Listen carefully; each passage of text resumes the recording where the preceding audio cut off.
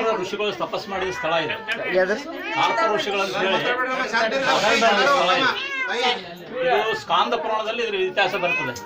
ಯಾರು ಪ್ರತಿಷ್ಠಾಪನೆ ಮಾಡಿದ್ದು ಇದು ಮಾಡಿದ್ದಲ್ಲ, ಅನಾದಿ ಕಾಲದ ಪುರಾಣೋಕ್ತ ಸ್ಥಳ ಇದು. ಕಾರ್ಪರ ಋಷಿಗಳು ಎಷ್ಟೋ ವರ್ಷ ತಪಸ್ ಮಾಡಿದ್ದಾರೆ ಇಲ್ಲಿ.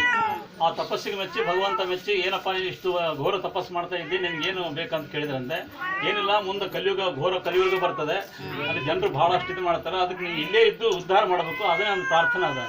ನಾನಪ್ಪ ನೀನು ಲೋಕ ಕಲ್ಯಾಣವಾಗಿ ಕೇಳಕತ್ತಿದ್ದಿ, ಏನು ಅದು ಅವಶ್ಯ ಕೊಡ್ತೀನಿ, ಅದಕ್ಕೇನಲ್ಲ ನಂದು ಕೆಲಸ ಅದ, ಅವಶ್ಯ ಮಾಡೋಣ ಅಂತ. ಅದು ಪುರಾಣೋಕ್ತ ಇತಿಹಾಸ ಇದೆಲ್ಲ ಆಯಿತು. ಮುಂದೆ ಇದು ಹೆಂಗೆ ಇದಾಯ್ತಪ್ಪ ಅಂತಂದರೆ, ಇಲ್ಲಿ ನಾರಪ್ಪಯ್ಯನವರು ಅಂತ ನಮ್ಮ ಪೂರ್ವಜಕರು ಅರ್ಚಕರು. ಇದು ಏನಿಲ್ಲ ಬರೀ ಅಡವಿ ಇದು ಶೆಟ್ಟಿ ಮರದಾಳ ಅಂತ ಇಲ್ಲೊಂದು 5-6 ಕಿಲೋಮೀಟರ್ ಮೇಲೆ ಒಂದು ಊರದೆ, ಅಲ್ಲಿ ಇದ್ದರು.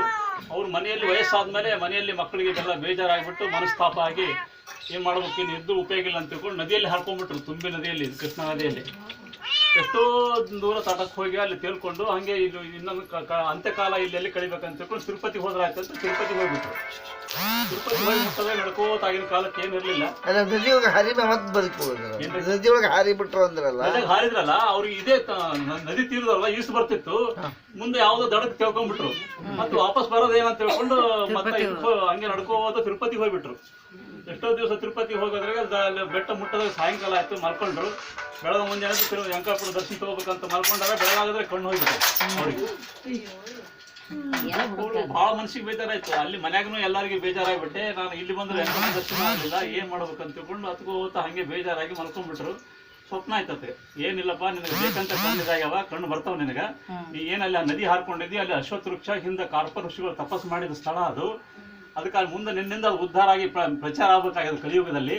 ಅದಕ್ಕೆ ನಾ ಹಿಂದೆ ಮಾತು ಕೊಟ್ಟಿನಿ ಅವ್ರಿಗೆ, ಕಾರ್ಪರ ಋಷಿಗಳಿಗೆ, ಅದಕ್ಕೆ ನೀನು ಹೋಗು, ನಾನು ಅಲ್ಲಿ ಬರ್ತೀನಿ ಅಂತ. ಹೌದು ನೀ ಬರ್ತಿ, ಖರೆ ನಮ್ಗೆ ಹೆಂಗೆ ಗೊತ್ತಾಗಬೇಕು ಅಂತ ಇದಕ್ಕೆ ಕನಸಿನಾಗೆ ಎಲ್ಲ ಪ್ರಶ್ನೆ ಉತ್ತರ ಆಗ್ಯಾವ. ಇಲ್ಲ ನಾನು ಗೋ ರೂಪದಲ್ಲಿ ಬರ್ತೀನಿ, 2 ಗೋ ರೂಪದಲ್ಲಿ ಬರ್ತೀನಿ, ಗೆಜ್ಜೆ ಸಪ್ಪಳ ಕೇಳಿಸ್ತಿರ್ತದೆ, ಹಿಂತಿರುಗಿ ನೋಡ್ಬೇಡ, ಹಾಗೆ ಹೋಗ್ತಾ ಇರು, ನಾನು ಬರ್ತೀನಿ ಅಂತ ಹೇಳಿ.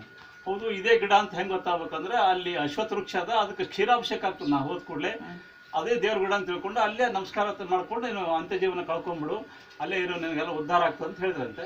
ಸರಿ ಅಂತಂದೇಳಿ ಮತ್ತೆ ಸ್ವಪ್ನ ಹೇಳೋಣ, ಮತ್ತೆ ಅಲ್ಲೇ ಬರ್ತಾನೆ ತಿರುಪತಿ ವೆಂಕಟರಮಣ ಅಂತ ತಿಳ್ಕೊಂಡು ಕಣ್ಣು ಬಂದುಬಿಟ್ಟು ಮತ್ತೆ ಹಾಗೆ ರಿಟರ್ನ್ ವಾಪಸ್ ಬರ್ತಾ ಇದ್ದಾರೆ. ಬಂದು ಗೋರೂಪದಲ್ಲಿ ಹಿಂದೆ ಗೆಜ್ಜೆ ಸಪ್ಪಳ ಕೇಳಿಸ್ತೈತಂತೆ. ಗೆಜ್ಜೆ ಸಪ್ಪಳ ಇಲ್ಲಿ ತನಕ ಬರ್ತನಕ ಭಾಳ ಪೇಷನ್ಸ್ಲಿಂದ ಹಾಗೆ ಬಂದಾರ.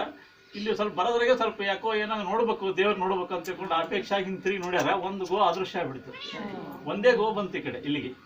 ಇಲ್ಲಿ ಬಂದು ನೋಡ್ತಾರೆ, ಒಂದು ಅಶ್ವತ್ಥ ವೃಕ್ಷ, ಅದಕ್ಕೆ ಕ್ಷೀರಾಭಿಷೇಕ ಆಗ್ಯದ, ಎಲ್ಲ ದೇವ್ರು ಹೇಳಿದಂಗೆ ನಡೆದು ಅಂತ ತಿಳ್ಕೊಂಡು ಭಾಳ ಸಂತೋಷ ಆಗ್ತದೆ. ಇಲ್ಲೇ ನದಿಯಲ್ಲಿ ಸ್ನಾನ ಮಾಡಬೇಕು, ಅದಕ್ಕೆ ನಮಸ್ಕಾರ ಹಾಕಬೇಕು, ಅಲ್ಲೇ ಇದು ಮಾಡಬೇಕು ಅಂತ ಇಲ್ಲೇ ಏನೋ ಹಣ್ಣು ಗಡ್ಡಿ ಅಂತ ತಿಳ್ಕೊಂಡು ಇಲ್ಲಿಗೆ ಎಷ್ಟೋ ದಿವಸ ಹಾಗೆ ಉಪಜೀವನ ನಡೆದುತ್ತೆ ಅವ್ರದ್ದು. ಸ್ವಲ್ಪ ದಿವಸ ಆದಮೇಲೆ ಆ ಅಶ್ವತ್ಥ ವೃಕ್ಷ ಮಣಿಬಿಡಿತು ಸಂಪೂರ್ಣ. ಏನು ಎಲೆಗೆಲ್ಲ ಮಣ್ಣು ಎಲ್ಲ ಕಟ್ಟಿಗೆ ಅಷ್ಟೇ ಇದಾಗ್ಬಿಡ್ತು. ಗಾಬರಿ ಆಗ್ಬಿಟ್ರು, ಯಾಕೆ ಇದು ಒಮ್ಮಿದ ದೇವ್ರ ಗಿಡ ಇದು ಇಷ್ಟೆಲ್ಲ ಹೇಳ್ಯಾರ, ಯಾಕೆ ಹಿಂಗಾಯ್ತು ಅಂತ ಮನಸ್ಸಿಗೆ ಇದಾಯ್ತು. ಮರುಸಲಿಂದ ಟೊಂಗಿ ಬಿಡಬೇಕು, ಸಾಲಿಗ್ರಾಮಗಳು ಬಿಡಬೇಕು. ಎಷ್ಟೋ ಗಿಡದ ಸಾಲಿಗ್ರಾಮ, ಸಾವಿರಾರು ಸಾಲಿಗ್ರಾಮಗಳು ಬಿದ್ದಾವ. ಗುಡಿದ ಒಳಗಿದ್ವು ಅಲ್ರಿ, ಕಟ್ಟಿಯಾಗ ಕಟ್ಟಿಗೆ ಮುಳುಗ್ ಬಿಡ್ಬೇಕು. ಅದು ಗಿಡ ಎಲ್ಲ ಒಣಗಿದ್ರು, ಡ್ರೈ ಆಗಿರ್ತಲ್ಲ, ಅದು ಮುಳುಗ್ ಬಿಡ್ಬೇಕು, ಅದ್ರಲ್ಲಿ ಸಾಲಿಗ್ರಾಮ ಬಿಡ್ಬೇಕು. ಈಗ ಇದೆಲ್ಲ ಸಾಲಿಗ್ರಾಮದೇ ಕಟ್ಟಿ ಒಳಗಡೆ, ಆ ಗಿಡದಾಗ ಬಿದ್ದ ಸಾಲಿಗ್ರಾಮಗಳು ಅಷ್ಟು ಸಾಲಿಗ್ರಾಮದೇ ಕಟ್ಟಿದೆಲ್ಲ. ಮುಂದೆ ಕೊನೆಗೆ ಇಷ್ಟು ಬಡ್ಡಿ ಉಳಿತಂತ. ಬಡ್ಡಿ ವೈಶಾಖ ಬಹಳ ದ್ವಾದಶಿ ಸಾಯಂಕಾಲ 6 ಗಂಟೆಗೆ ಹೊಗೆ ಎತ್ ಬಿಡ್ತಂತ ಆ ಬಡ್ಡೆಗಿಂದ. ಗಾಬರಿ ಆದ್ರೆ ಏನಪ್ಪ ಮೇಲೆ ಇದಾಯ್ತು ಅಂತ ತಿಳ್ಕೊಂಡು ಸ್ಫೋಟ ಆದ ಕೂಡಲೇ ಅದರಲ್ಲಿ ಒಂದು ಸಾಲಿಗ್ರಾಮ, ಷೋಡಶ ನರಸಿಂಹ ದೇವರು, ಇಲ್ಲಿ 8 ಕೈ, ಈ ಕಡೆ 8 ಕೈ, ಹಿರಣ್ಯಕಶಿಪು ವಧ ಮಾಡೋದು, ಇಷ್ಟು ಸಾಲಿಗ್ರಾಮ ಅದ ದೊಡ್ಡದು. ಆ ಸಾಲಿಗ್ರಾಮ ಗಿಡದಲ್ಲಿ ಉದ್ಭವ ಆದದ್ದು. ಅದೇ ಸಾಲಿಗ್ರಾಮನೇ ಒಂದು ಶಾವರಿ ಕಲ್ಲಿನಲ್ಲಿ ಇದು ಮಾಡಿ ಅದು ಫಿಕ್ಸ್ ಮಾಡಿದ್ದಾರೆ. ನಿತ್ಯ ಪೂಜಾ ಅಭಿಷೇಕ ಎಲ್ಲ ನಡೆಯೋದು ಆ ಸಾಲಿಗ್ರಾಮಕ್ಕೆ. ಮುಖ್ಯ ಅದೇ ಏನ್ರಿ, ಬೆಳಗ್ಗೆ ಕ್ಷೀರಾಭಿಷೇಕ ಮಾಡೋದ್ರಿಂದ ಸ್ಪಷ್ಟ ಕಾಣಿಸ್ತದೆ.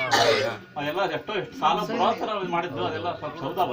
ಅದು ತರೇನೆ ಈ ಕಡೆ ಬೇರೆ ಮಾಡಿ ಇಲ್ಲಿ ಪ್ರತಿಷ್ಠಾಪನೆ ಮಾಡಿದೆ. ಇದು ಹೆಂಗಿದೆ ಸೇಮ್ ಅಲ್ಲಿ ಒಳಗಡೆ ಅದೇ.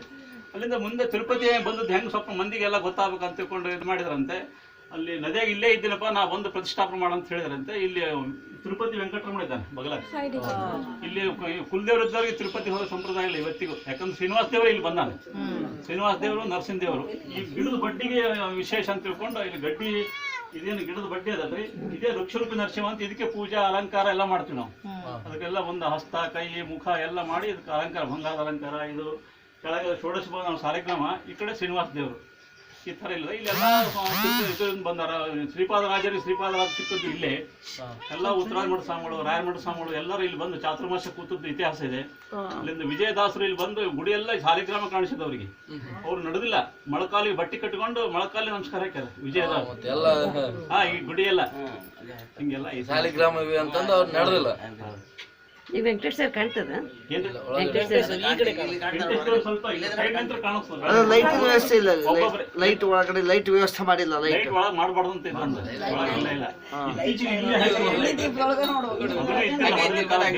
ಮಾಡಿಸಿಲ್ಲ, ದೀಪ ಹಚ್ಚಿ ಮಾಡ್ಬೇಕು ಅಷ್ಟೇ ಹೊರತಾಗಿ. ದೀಪದ ಬೆಳಕದಾಗ ನೋಡ್ಬೇಕು. ದೀಪದ ಬೆಳಕದಾಗ ನೋಡ್ಬೇಕು. ದೀಪದ ಬೆಳಗ್ಗೆ ನೋಡ್ಬೇಕು. ಅದಕ್ಕೇನೋ ಸಿಕ್ಕದಲ್ಲಿ